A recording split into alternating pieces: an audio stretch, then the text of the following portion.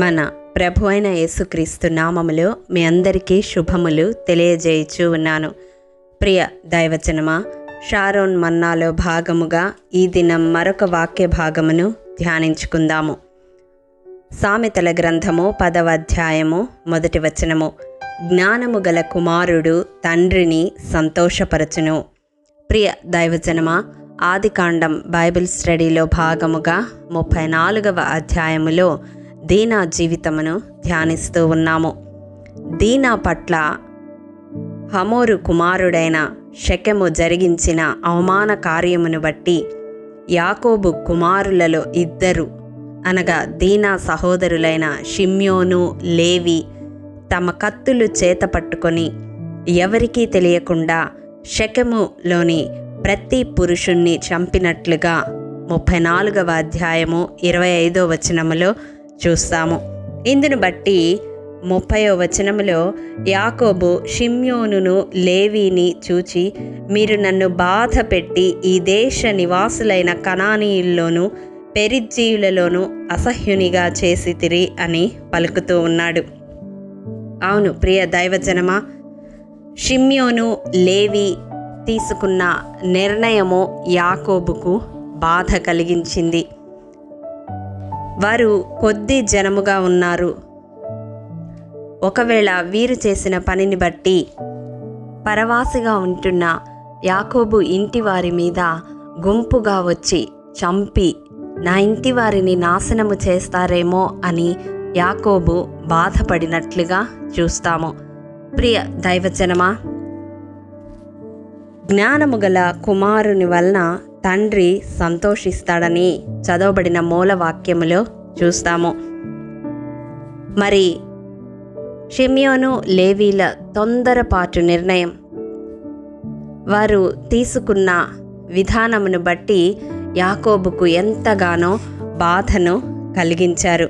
ప్రియ దైవజనమా, మనము జ్ఞానము కలిగి నడుచుకొని మన తల్లిదండ్రులను మరియు దేవుణ్ణి కూడా సంతోషపరిచే వారముగా ఉండాలి.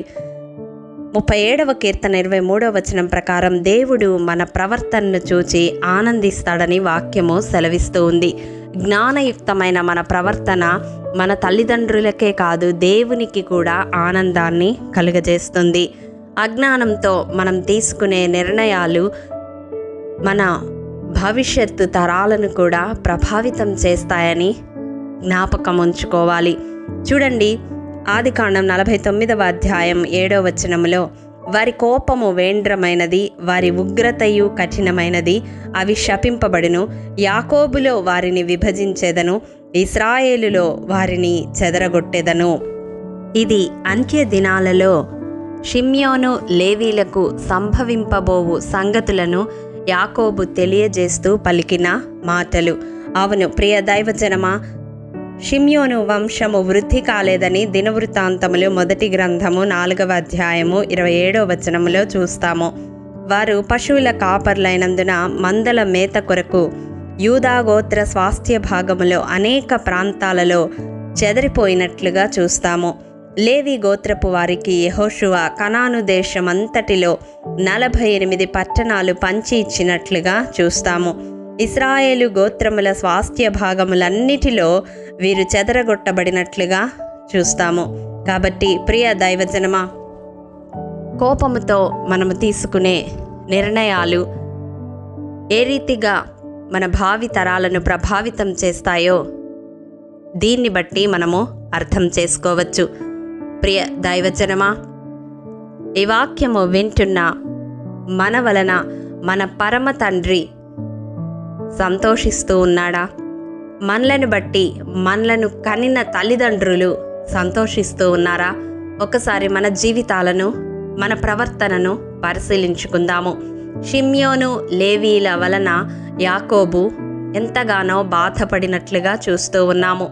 మరి ఈ దినం ఈ వాక్యము ద్వారా దేవుడు మనకు నేర్పిస్తున్న ఆత్మీయ సత్యము ఏమిటంటే, మన జీవితాలలో జ్ఞానయుక్తముగా ప్రవర్తించి మన తండ్రి అయిన దేవుణ్ణి, అలాగే ఇహలోకమందు మనకు జన్మనిచ్చిన తల్లిదండ్రులను సంతోషపెట్టే వారముగా ఉండాలి.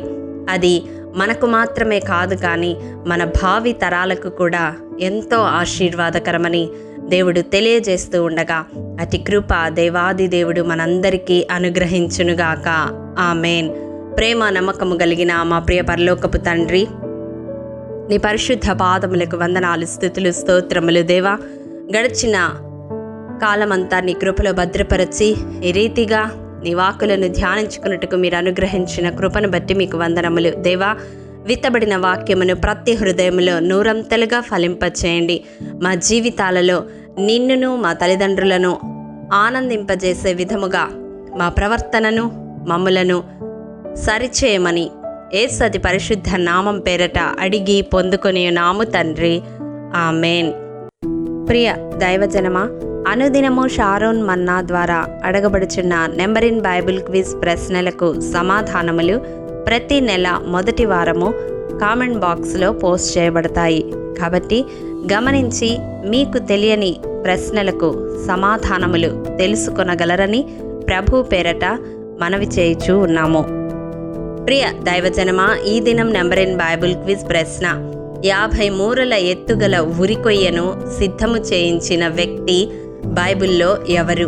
మీ సమాధానం మాకు తెలియజేస్తారు కదూ. ప్రభు కృప మనందరికీ తోడైండును గాక. ఆమేన్.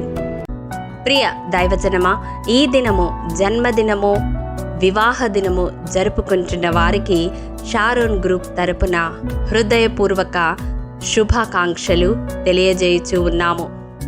దేవుడు శ్రేయస్కరమైన ఆశీర్వాదములతో ఈ సంవత్సరాది నుండి సంవత్సరాంతము వరకు మిమ్ములను నింపాలని ప్రార్థిస్తూ ఉన్నాము. ఆమేన్.